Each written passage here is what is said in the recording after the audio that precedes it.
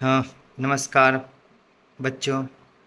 Good day या good morning आप लोगों को सबको। आज हम लोग पढ़ेंगे मेटल और नॉन मेटल का एमसीक्यू का 20 क्वेश्चन, जो हाई स्कूल एग्ज़ाम में बहुत ही इम्पोर्टेंट है। इसमें से क्वेश्चन कम से कम आने वाला आप लोगों को। तो पहला क्वेश्चन हमारा है, वह कौन सी धातु है जो जल पर तैरती है? वह कौन सी धातु है जो जल पर तैरती है? तो हमारा आंसर कौन होगा?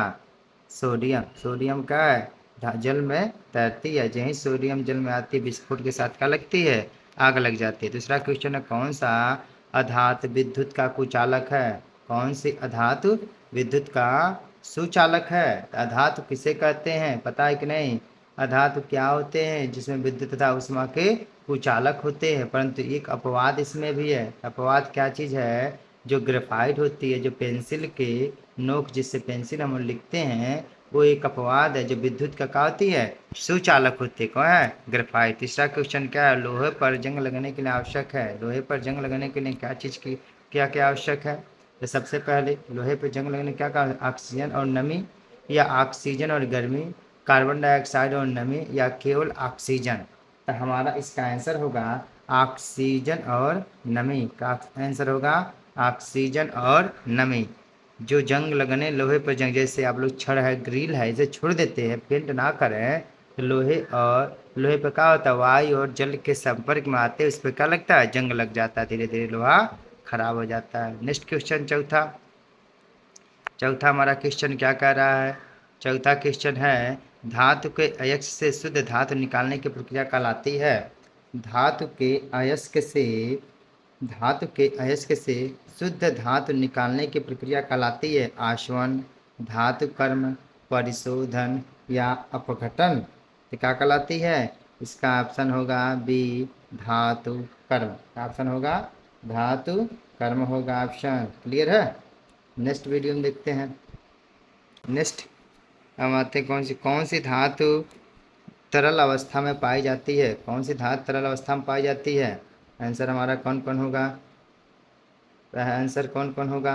सोडियम होगा, पारा होगा, कैल्शियम होगा, मैग्नीशियम। तो कौन सी धातु तरल अवस्था में पाई जाती है? हम जानते हैं एक चीज़ है, पारा। जो बुखार मापते हैं, पारा। पारा क्या होती है? ये तरल अवस्था में पाई जाती है। किस अवस्था में? तरल अवस्था में। सातवां क्वेश्चन क्या कह रहा है? कौन सा अधातु कमरे के ताप पर तरल होता है? कौन सा अधातु कमरे के ताप पर तरल अवस्था में होता है? तरल अवस्था में तो हमको पता है, एक है ब्रोमीन। कौन है? ब्रोमीन। कमरे के ताप में भी किस अवस्था में रहेगा? लिक्विड अवस्था में पाया जाएगा। नेक्स्ट क्वेश्चन, कौन सी धातु पानी के साथ अत्यधिक क्रियाशील होती है? कौन सी धातु पानी के साथ अत्यधिक क्रियाशील है? आयरन, जिंक, सोडियम, या कॉपर? कौन है बताइए? तो सबसे अधिक अभी बताएं। सोडियम। कौन है? सोडियम सबसे अधिक क्रियाशील है, सोडियम। नेक्स्ट, कौन सी धातु जंग नहीं खाती? कौन सी धातु जंग नहीं खाती? आयरन है, एल्युमिनियम है, सोना है, या तांबा है? कौन सी धातु है? कौन सी है? सबसे पहले बताइए। सोना। सोना देखते हैं लोग पहने रहते हैं, उस पर जंग लगता है? नहीं लगता है। इसी प्रकार धातु की विद्युत चालकता का कारण है। धातु की विद्युत चालकता का कारण है प्रोटॉन की उपस्थिति, मुक्त इलेक्ट्रॉन की उपस्थिति, न्यूट्रॉन की उपस्थिति, या आयनों की उपस्थिति। इसका आंसर है मुक्त इलेक्ट्रॉन की उपस्थिति। मुक्त इलेक्ट्रॉन की उपस्थिति, बिल्कुल सही। नेक्स्ट, कौन सा धातु उर्वरकों में प्रयुक्त होता है? उर्वरकों में खाद में नाइट्रोजन, ऑक्सीजन, सल्फर, या हाइड्रोजन? आप लोग देखे होंगे, यूरिया के बारे में जानते हैं। जैसे यूरिया, सबसे अधिक यूरिया में क्या होती है? नाइट्रोजन होती है। क्या होती है? नाइट्रोजन होती है। बिल्कुल वैसे ही सोडियम को मिट्टी के तेल में क्यों रखा जाता है? यह नमी से अभिक्रिया करता है, यह हवा से अभिक्रिया करता है, यह ऑक्सीजन से अभिक्रिया करता है, उपरोक्त में सभी? इसका आंसर होगा उपरोक्त में सभी। सभी से क्रिया करता है, इसीलिए इसे केरोसिन ऑयल में रखा जाता है। नेक्स्ट, मिश्र धातु पीतल में होते हैं। मिश्र धातु पीतल यानी मिश्र धातु जो पीतल बनता है, उसमें क्या होते हैं? Copper plus tin, copper plus zinc, zinc plus tin, या आयरन प्लस कार्बन? 13 नंबर का बताइए। 13 नंबर का आंसर है कॉपर और जिंक। क्या होगा? कॉपर और जिंक होगा। कॉपर और जिंक। नेक्स्ट, 14 कौन सा अधातु जीवन के लिए अनिवार्य है? कार्बन, हीलियम, आर्गन या नियान? कौन सा अधातु जीवन के लिए अनिवार्य है? बताइए, कार्बन है, हीलियम है, आर्गन है या नियान है? जानते हैं कार्बन, क्योंकि हमारा शरीर किसका बना होता है? कार्बन का बना होता है। जितने जीव हैं पृथ्वी सबका शरीर किसका बना होता है? कार्बन का। कौन सी धातु का प्रयोग विद्युत तार बनाने में किया जाता है? एल्युमिनियम का, कॉपर का, आयरन का या सोना का? सोना का बनाएंगे तो भैया बड़ी महंगा पड़ेगा। पता चला रतिये में सोना का तार बनाए और रतिये में कोई काट के लेके चला गया कि नहीं, ये तो होगा नहीं पाएगा। नेक्स्ट, इसको नहीं बनाएंगे। आयरन का, आयरन का भी तो बड़ी खतरनाक हो जाएगा। आयरन बनता है वरना नहीं बनता लोहा का, क्योंकि इसमें ज़्यादा लिकावट होता है। कापर का या एल्युमिनियम का? बताइए, आप लोग सोच के बताइए। इसका क्या होगा? कापर का। किसका बनेगा? कापर का बनाया जाएगा। क्लियर है? कापर का सिंबल क्या होता है? Cu होता है।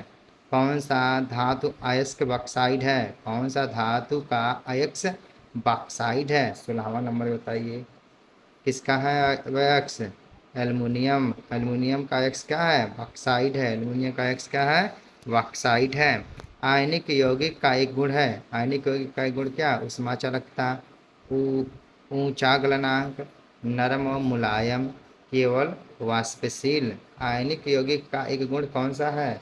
बताइए। आयनिक यौगिक का ऊंचा गलनांक क्या होगा? ऊंचा गलनांक क्या होगा? ऊंचा गलनांक होगा इसका आंसर, ऊंचा गलनांक। नेक्स्ट 18वां, कौन सी धातु परमाणु ऊर्जा संयंत्र में प्रयुक्त होती है? कौन सी धातु परमाणु ऊर्जा संयंत्र में प्रयुक्त होती है? यूरेनियम, लिथियम, कैल्शियम या मैग्नीशियम? 18वां का आंसर बताएंगे, यूरेनियम। कौन होती है? यूरेनियम होती है। कौन होती है? यूरेनियम।